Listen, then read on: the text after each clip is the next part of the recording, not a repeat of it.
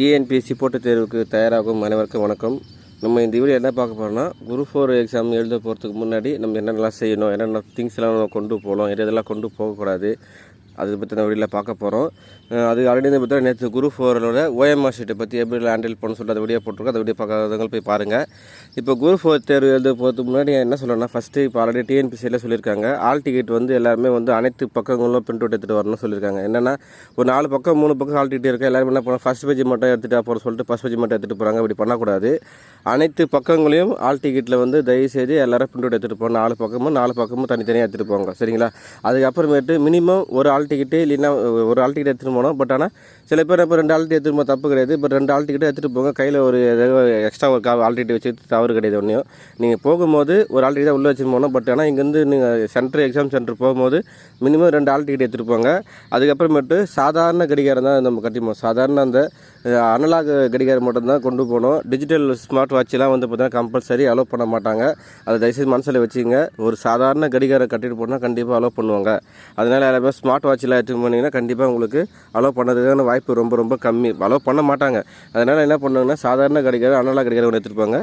எல்லோரும் மறக்காமல் ஒரு தண்ணீர் பாட்டிலில் ஒன்று எடுத்துகிட்டு போங்க. ஏன்னா எக்ஸாம் மேலே நம்மளுக்கு ஒரு 3 மணி நேரம் உட்காந்துன்னா மேக்ஸிமம் தண்ணி தகரலாம். அதெல்லாம் பார்த்தீங்கன்னா தண்ணீர் பாட்டில் எடுத்துகிட்டு போங்க.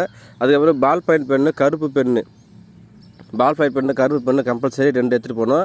சில பேர் பென்சில் எடுத்துகிட்டு போகலாம். பென்சில் போனால் நம்ம மேக்ஸ்லாம் நம்ம போட்டு பார்க்கறதுக்காக பென்சில் எடுத்து போகலாம், ரஃபாக இருக்குல்ல. ஸோ அது தனி. பட் ஆனால் கருப்பு பெண்ணு, பால் பாயிண்ட் பெண்ணு ஒன்று எடுத்துகிட்டு போங்க. 2 பெண்ணு எடுத்துகிட்டு போங்க. ஏன்னா சப்போஸ் ஒரு பெண்ணு ஏன்னா மிஸ் ஆகிடுச்சுன்னா கூட 3 பெண்ணு யூஸ் பண்ணி நம்ம எக்ஸாம் அட்டெண்ட் பண்ணலாம். ஸோ இதுதான் ரொம்ப முக்கியம். எக்ஸாம் ஆளுக்கு பார்த்தீங்கன்னா டைமிங்னா காலையில் நீங்கள் 2 ஹவர்ஸ் முன்னாடியே போகிறது ரொம்ப பெஸ்ட்டு. காலையில் ஒரு 8 மணிக்கெலாம் நீங்கள் சென்டர் போயிட்டு கொஞ்சம் ரிலாக்ஸாக இருந்து அந்த சூழ்நிலைக்கு ஏற்ற மாதிரி நம்ம அடாப்ட் பண்ணிட்டு பட் கடைசி நேரத்தில் தயவுசெய்து போகாதீங்க.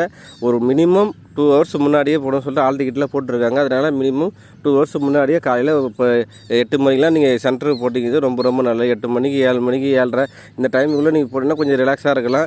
ஸோ அந்த டைமில் கொஞ்சம் ரிவிஷன் பண்ணலாம். மேக்ஸிமம் பார்த்தீங்கன்னா அந்த டைமில் போய் நம்ம கரண்ட் அஃபேர்ஸ் பார்த்தா ரீசெண்டாக கொஞ்சம் பார்க்கலாம். பட்டு நீங்கள் லேட்டாக போனீங்கன்னா கொஞ்சம் மன உளைச்சலாக இருக்கும். ஸோ ஒரு டென்ஷன் கொஞ்சம் ஃப்ரெஷ்ஷாக மாதிரி இருக்கும். அதனால் ஒரு 2 ஹவர்ஸ் எக்ஸாம் ஆரம்பத்துக்கு முன்னாடி 2 ஹவர்ஸ் முன்னாடி போயிடுங்க. சென்டர் எங்கே இருக்குது எல்லாமே தெரிஞ்சுக்கங்க. ஆல் டிக்கெட்டில் எந்த ரூம் நம்பர் எல்லாமே சீக்கிரமாக போனோம்னா எந்த ரூம் எங்கேன்னு ஒட்டியிருப்பாங்க நம்ம டக்குன்னு பார்த்துடலாம். ஸோ எந்த ரூமில் நம்ம ஆல் டிக்கெட் நம்பர் இருக்குது, சீரியல் நம்பருக்கு சொல்லிட்டு எல்லாமே சீக்கிரம் போனோம். கடைசி டைமில் போனால் அங்கே இருக்குங்க. ஸோ நம்ம ஒரு பதட்டமாகவே இருக்கும் நம்மளுக்கு. ஸோ அதனால் அந்த பதட்டத்தில் தவிர்த்துக்காக 2 ஹவர் முன்னாடியே போயிடுங்க. All ticket compulsory 2 all ticket எடுத்து போங்க. 2 ஆல் டிக்கெட்டுமே எல்லா பக்கமும் பிரிண்ட் ஆகிட்டு இருக்கணும். சாதாரண அனலாக் கடிகாரம் எடுத்துகிட்டு போகணும். அதுக்கப்புறமேட்டு தண்ணி பாட்டில் கம்பல்சரி எடுத்துகிட்டு போங்க. ஏன்னா இப்போ ரொம்ப வெயில் நேரத்தினால உங்களுக்கு தண்ணி தாக்கிறதுக்கான வாய்ப்பு இருக்குது. ஸோ அதனால் தண்ணீர் பாட்டில் ஒன்று எடுத்துகிட்டு போங்க.